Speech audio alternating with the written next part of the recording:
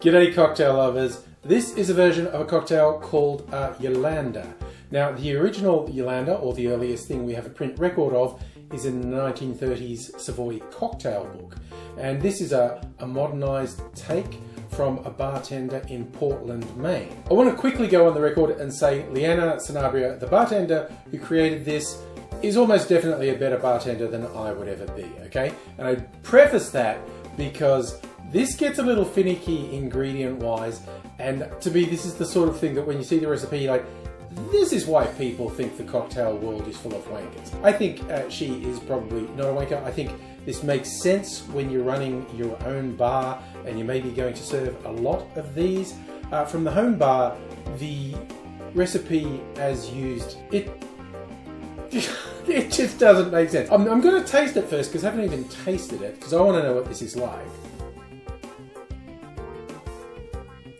And it's good. It is a good drink. It is a cousin of a martini, and there were a lot of martini variants in the early 20th century, which is the lineage of this one. But I'll take you through the ingredients and explain where, for my money, it goes off the rails a bit and it's just getting a little silly. One of the reasons it caught my eye is it's specifically called for coconut gin. So I get to use my coconut gin from Steve the Bartender's Threefold Distilling. It's really nice, and in fact, like I said, the recipe says use coconut gin.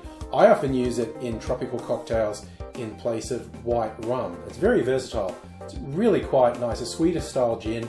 It goes with a lot of things. But hey, they asked for coconut gin. I've got coconut gin. It also calls for Blanc vermouth, which translates as white vermouth.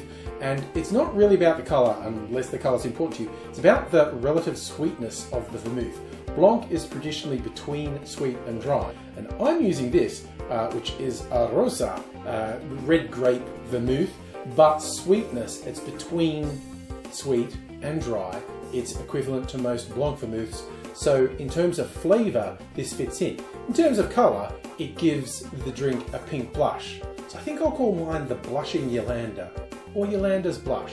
I'll have to decide. It also calls for pisco, which is a grape brandy, and honestly so far it's not that weird. Like I said, it's related to a martini.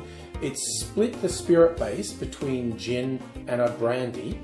No biggie there, and it's still got the vermouth. But then we get, it calls for a bar spoon or 5 mils of a rose and apple-infused Pineaus de Charentes, or Charentes. It's a French wine. Well, it's French aromatized or fortified wine. Maybe it qualifies as one or the other, or both. It comes from the cognac region, and it starts, with the aromatized wine, like vermouths, but then it's blended with unaged cognac.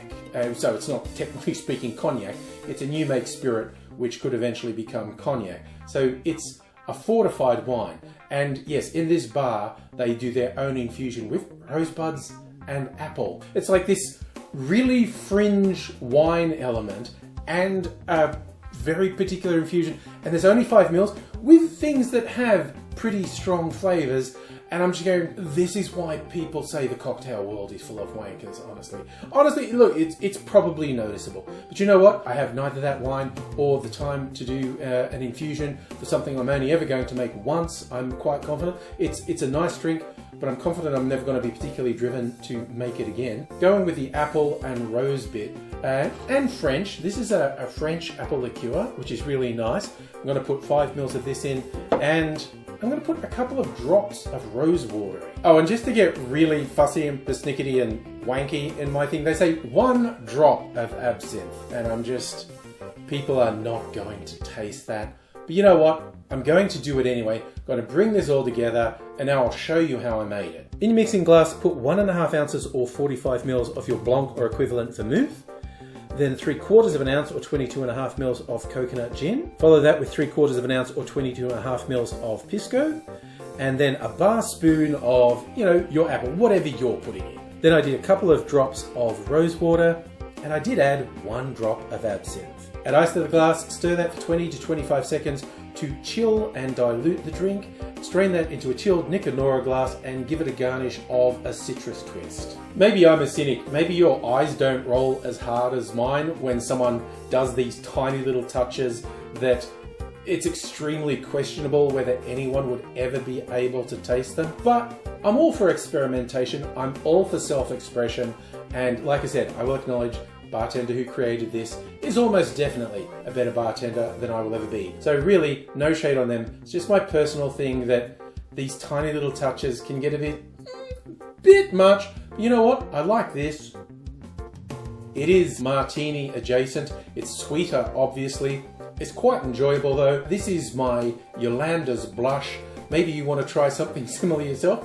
Let me know if you've ever tried that obscure Pineaus de Charentes, or Charente if you know how to pronounce it. And let me know how everything's going. And I do hope to see you again soon, because I'll be back soon with more cocktails, and I'd love to see you here. But until I do see you again, I'll say cheers.